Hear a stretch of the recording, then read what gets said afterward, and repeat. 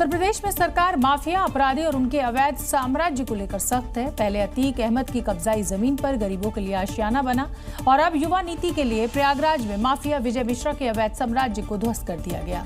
यहां शिक्षा की अलग जगाने की तैयारियों में जुटी है सरकार।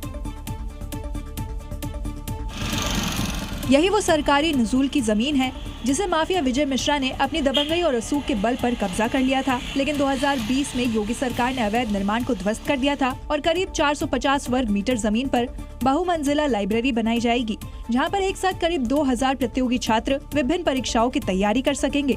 जैसे ही राजस्व विभाग से ग्रीन सिग्नल मिलेगा, अभ्युदय लाइब्रेरी का काम शुरू हो जाएगा। बता दें कि सीएम योगी एक ऐसी ही युवा नीति लाने वाले हैं जिसमें युवाओं की क्षमता को नई धार मिलेगी। यूथ पॉलिसी के माध्यम से प्रदेश के युवा को एक इंटीग्रेटेड अप्रोच के साथ उनके स्किल, इनोवेशन, एम्प्लॉयमेंट को और अधिक मजबूती प्रदान करने में हमें सफलता प्राप्त होगी।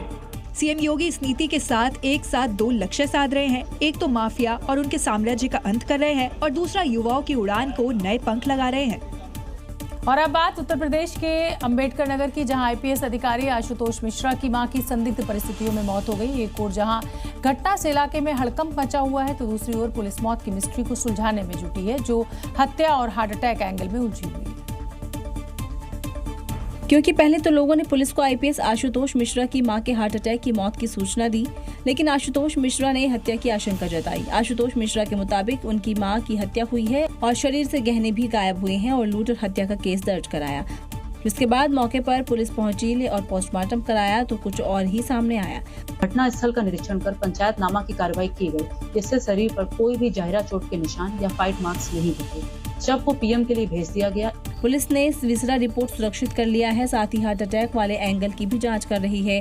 पुलिस फिलहाल ये पता लगाने में जुटी है कि मौत स्वाभाविक थी या हत्या हुई थी। बिहार में शराबबंदी के बावजूद भी शराब तस्कर तरह तरह के हथकंडे अपना रहे हैं। मोतिहारी में तो शराब की तस्करी के लिए एक अलग ही तरीका आजमाया गया। यहाँ शराब की सप्लाई के लिए तस्कर ने घोड़े को ही काम पर लगा दिया। थाने के बाहर ये वही घोड़ा है जिसके जरिए शराब की तस्करी की जा रही थी। हालांकि तस्करी का ये तरीका काम करता, उससे पहले ही घोड़ा और शराब तस्कर दोनों को धर लिया गया। पुलिस ने इनके पास से करीब 200 बोतल विदेशी शराब जब्त की है। मामला मोतिहारी का है, जहां शराब तस्करी की सजा सिर्फ तस्कर ही नहीं, बेकसूर घोड़ा भी भुगत रहा है। शराब जब्त करने के साथ साथ पुलिस घोड़े को भी जब्त कर थाने ले गई।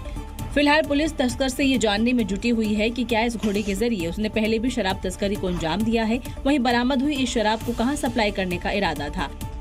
ये पहला मौका नहीं है जब शराब तस्करों ने घोड़े को मोहरा बनाया हो। इससे पहले बेतिया में शराब तस्कर घोड़े में लदी शराब को छोड़कर फरार हो गए थे और पुलिस घोड़े को गिरफ्तार कर थाने ले आई थी।